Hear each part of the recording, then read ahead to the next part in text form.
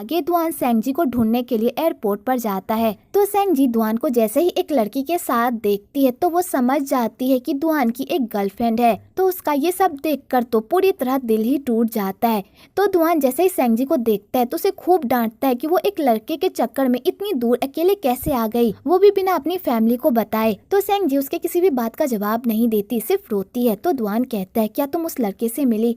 तो सेंगजी कहती है हाँ मैं उससे मिली, पर वो मुझे पसंद नहीं करता। मैंने बेकार में ही ये सोच लिया कि वो भी मुझे पसंद करता है और उसके चक्कर में मैं यहाँ पर आ गई। तो दुआन को सेंगजी की ऐसी हालत देखी नहीं जाती, तो वो सेंगजी को कहता है जाओ फ्रेशन अप होकर आओ, मैं तुम्हारे लिए टिकट खरीद लेता हूँ। आगे सेंगजी बाथरूम जाती है और वहाँ जाकर भोकाड़ भोकाड़ कर रोती है और अपने दिल को हल्का करती है। उसके बाद वो दुआन के साथ बैठकर नाश्ता करती है। तो दुआन सेंगजी को चेयर अप करने की कोशिश करता है, पर सेंगजी का कोई भी मूड नहीं होता हंसने का, क्योंकि बेचारी का दिल टूटा होता है और दुआन को इस बारे में कोई खबर भी नहीं होती। आगे सेंगजी दुआन को उसका दिया हुआ गिफ्ट लौटा देती है एज अ गिफ्ट के तौर पर, और सेंगजी वहाँ से चली जाती है। आगे सेंगजी अपने शहर पहुँचती है तो उसका भाई उसे खूब डांटता है, पर सेंगजी अपने भाई को गले लगाकर खूब रोती है। तो सेंगयान समझ जाता है सेंगजी बहुत ही बुरे हालात से गुजर रही है। तो सेंगयान कहता है मैं तो तुम्हें नहीं डांट रहा, लेकिन घर जाने के बाद मॉम डैड तुम्हें जरूर डांटेंगे, इसलिए उनकी डांट खाने के लिए तैयार हो जाओ।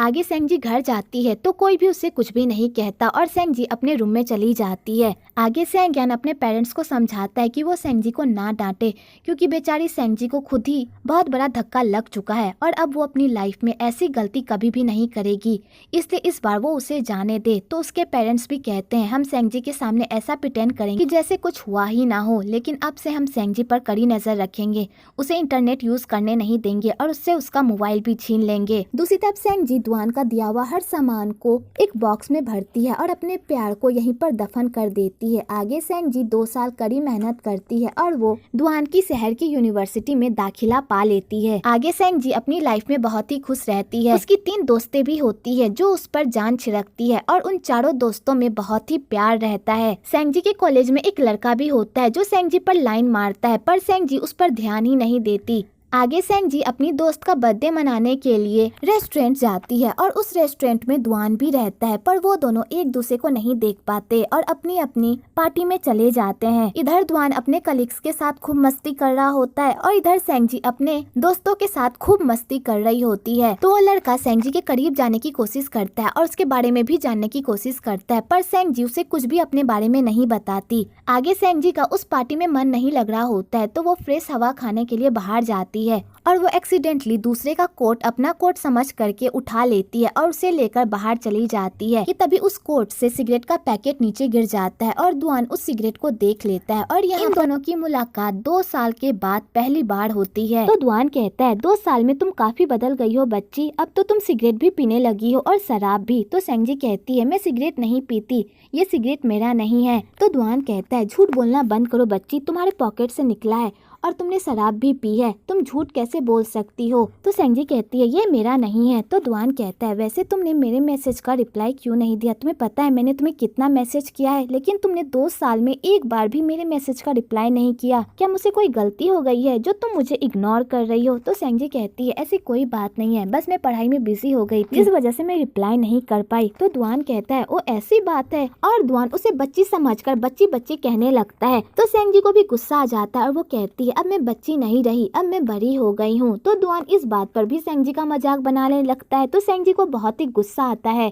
और वो जाने लगती है। तो दुआन कहता है तुम इतनी रात को बाहर रहोगी, अब तुम्हें घर चले जाना चाहिए, चलो मैं तुम्हें छोड़ देता हूँ। तो सेंगजी कहती है अब मैं छोटी बच्ची नहीं रही, मैं अपने दोस्तों के साथ चली जाऊंगी, और सेंगजी ये कहकर वहाँ से चली जाती है। आगे सेंगजी पार्टी के अंदर जाती है, अपनी दोस्त का बर्थडे मनाती है और उसके बाद वो अपनी हॉस्टल की तरफ निकल पड़ती है, क्योंकि उसकी मॉम ने उसे साफ साफ ऑर्डर दिया होता है कि वो 10 बजे के बाद बाहर नहीं निकल सकती। तो सेंगजी घर की तरफ जाने लगती है कि तभी वहाँ पर दुआन आ जाता है और कहता है चलो मैं तुम्हें घर छोड़ देता हूँ। तो सेंगजी कहती है मैं खुद चली जाऊंगी। तो दुआन कहता है तुमने तो कहा था कि तुम्हारे दोस्त तुम्हें छोड़ेंगे, पर मुझे तो कोई दिख नहीं रहे। आगे दुआन सेंगजी को घर छोड़ता है तो सेंगजी उससे कटी कटी रहती है और उससे पहले की तरह बात नहीं नहीं करती और दुआन ये सब नोटिस भी कर रहा होता है और उसे बुरा भी लगता है, पर वो इस बात पर ज्यादा ध्यान नहीं देता। आगे दुआन सेंगजी को कॉलेज छोड़ता है और कहता है तुम अभी भी बच्ची हो, इसलिए आइंदा से बाहर में ड्रिंक मत करना, तुम्हें पता है ना बाहर में कैसे कैसे लोग घूमते हैं। तो सेंगजी कहती है मैं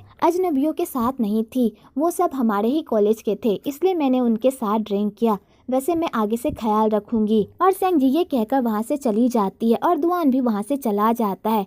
तो सेंगजी को बहुत ही बुरा लगता है कि अब भी वो दुआन के नज़र में एक छोटी सी बच्ची ही है और अब भी दुआन उसे बस एक बच्ची की नज़र से देखता है, ना कि एक लड़की की नज़र से। आगे सेंगजी के पापा सेंगजी को मैसेज करते हैं कि वो दुआन को खाने पर ले जाए, क्योंकि दुआन ने हमारी बहुत हेल्प, जब वो स्कूल में थी तो दुआन ने उसकी पढ़ाई में बहुत हेल्प की थी और उसने हमेशा उसकी रक्षा भी तो की है, इसलिए तुम्हें दुआन को ट्रीट पर लेकर जाना चाहिए। तो सेंगजी भी सोचती है दुआन ने हमेशा उसके साथ अच्छा ही किया, कभी भी उसके साथ कुछ भी बुरा नहीं किया, तो वो दुआन को इस तरह ट्रीट क्यों करे। भले ही वो दुआन से प्यार करती है, पर दुआन को तो इस बारे में कुछ भी नहीं पता और इसमें दुआन की क्या गलती अगर वो उससे प्यार नहीं करता। तो सेंगजी अपने पापा के कहने पर दुआन को अपने साथ डिनर पर इनवाइट करती है और उसके साथ बहुत ही फॉर्मली बात करती है। तो दुआन कहता है ठीक है, अगले हफ्ते हम लोग डिनर पर चलेंगे। आगे उसका पीछा ही नहीं छोड़ रही होती है, उसे फालतू के गिफ्ट भेजती रहती है और उसे ढेर सारे मैसेज और कॉल भी करती है।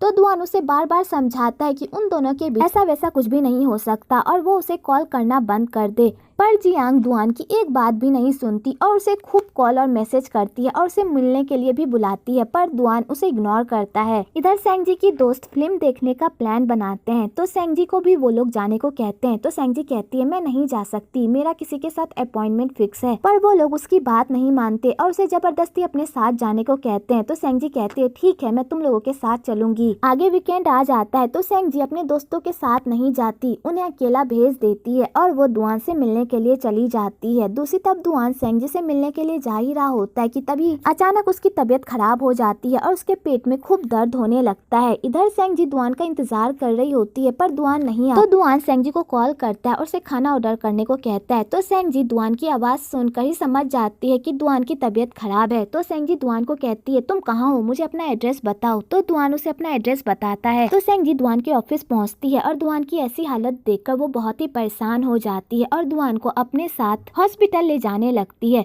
तो वो टैक्सी रोकने की बहुत कोशिश करती है, पर कोई भी टैक्सी नहीं रुकती, जिस चक्कर में वो दोनों एक दूसरे को किस कर लेते हैं और उसके बाद एक दूसरे को देखकर अनकंफर्टेबल महसूस करते हैं। आगे सेंगजी दुआन को हॉस्पिटल लेकर जाती है, तो डॉक्टर उसे बताते हैं कि दुआन की हालत बहुत ही खराब है, हमें एक सर्जरी करनी होगी। तो दुआन सर्जरी के लिए मान जाता है। आगे दुआन की सर्जरी स्टार्ट हो जाती है। इधर सेंगजी की मॉम सेंगजी को कॉल करती है और उससे पूछती है कि वो कहाँ पर है। तो सेंगजी अपनी मॉम को पूरी बात बता देती है। तो सेंगजी की मॉम को दुआन के लिए बहुत बुरा लगता है और सेंगजी की मॉम सेंगजी को बताती है कि दुआन का अब इस दुनिया में कोई भी नहीं है। 17 साल की उम्र में ही उसके ऊपर से अपनों का साया गुजर गया था और उसके बाद उसकी माँ भी उसे छोड़कर चली गई थी, जिस वजह से उसके ऊपर ढेर सारा कर्जा हो गया था और हमने भी उसे कर्जा दिया था, लेकिन दुआन ने सूद समेत हमारा कर्जा हमें वापस लौटा दिया। दुआन बहुत ही अच्छा लड़का है, लेकिन उसके साथ बहुत बुरा हुआ, तब से बेचारा अकेला ही रह रहा है। तो सेंगजी को ये बात सुनकर बहुत ही बुरा लगता है। आगे दुआन का ऑपरेशन हो जाता है, तो सेंगजी दुआन से मिलने के लिए जाती है। तो दुआन कहता है अब मैं ठीक हूँ, अब तुम्हें घर जाना चाहिए और घर जाने से पहले कुछ खा लेना, ठीक है। और दुआन सेंगजी को घर भेज देता है, पर सेंगजी घर नहीं जाती और वो दोबारा लौटकर दुआन के पास आ जाती है और कहती है मैं आपको अकेला छोड़कर नहीं जा सकती, मैं आज रात आपके साथ यहीं रुकूंगी। आगे सेंगजी दुआन का हॉस्पिटल में बहुत ही अच्छे से ख्याल रखती है और धीरे धीरे वो दोनों एक दूसरे के करीब आने लगते हैं। आगे दुआन जिस रूम में रहता है उस रूम में एक बूढ़े अंकल भी रहते हैं, जिन्हें सुनने में प्रॉब्लम होती है और वो बहुत ऊंचा सुनते हैं। तो उस अंकल को ये गलत फहमी हो जाती है कि सेंगजी और दुआन हस्बैंड वाइफ हैं। तो अंकल उन दोनों को एक दूसरे के साथ अच्छे से रहने को कहते हैं और अंकल दुआन को भी कहते हैं तुम्हारी वाइफ कितनी अच्छी है, तुम्हारा कितना ख्याल रखती है, तुम्हें भी अपनी वाइफ का ख्याल रखना चाहिए, उसे प्यार देना चाहिए, ऐसी वाइफ तो किस्मत वालों को मिलती है।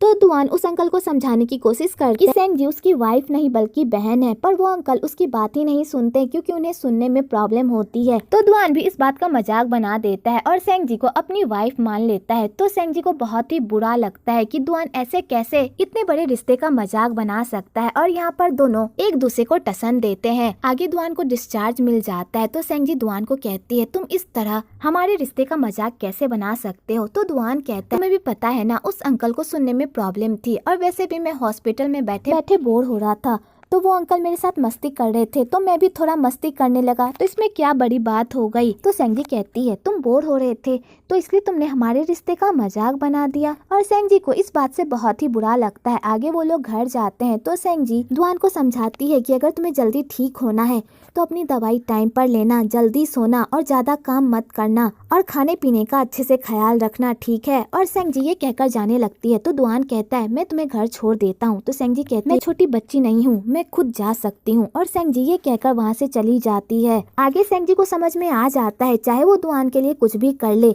दुआन बस उसे एक छोटी बच्ची ही समझता है और उसे बस अपनी एक बहन मानता है। उसे कभी भी वो एक लड़की की तरह नहीं देख सकता और ना ही उससे कभी प्यार कर सकता है। तो बेचारी सेंग जी का ये सब सोच कर ही दिल टूट जाता है। उसे तब दुआन को सेंग जी की बेरुखी बिल्कुल भी बर्दाश्त नहीं होती और उसे समझ में नहीं आता कि आखिरकार उसने ऐसा क्या कर दिया जो सेंग जी इतनी नाराज है। तो दुआन अपने कलीग से इस मैटर को लेकर बात करता है तो उसकी बॉस बताती है कि तुमने बहुत बड़ी गलती कर दी, तुमने एक लड़की का मजाक बना दिया। तुम्हें पता है ना कुछ साल पहले ही उसका दिल टूटा है और तुमने उसके सामने ही शादी का मजाक बना दिया। तुमने बहुत बड़ी गलती की है, तुम्हें उससे माफी मांगनी चाहिए। तो दुआन कहता है अब मैं क्या करूँ, मुझसे तो गलती हो गई। तो उसकी बॉस कहती है तुम्हें सेंग जी को डिनर पर लेकर जाना चाहिए, उससे बात करनी चाहिए और उसका मूड ठीक करने की कोशिश करनी चाहिए, शायद वो तुम्हें माफ कर दे। दूसरी तरफ मैंग सेंग जी को पटाने में लगा हुआ होता है, वो उसके साथ बाहर जाता है, उसके साथ टाइम स्पेंड करता है, पर सेंग जी को मैंग में जरा सा भी इंटरेस्ट नहीं होता। आगे न्यू ईयर की इवनिंग आ जाती है तो उसके सारे दोस्त बाहर पार्टी करने जाते हैं, पर सेंग जी नहीं जाती क्योंकि उसे भीड़ भाड़ वाली जगह पसंद नहीं होती और बाहर बहुत ज्यादा ठंड भी होती है, जिस वजह से सेंग जी ड्रॉम में ही रुक जाती है।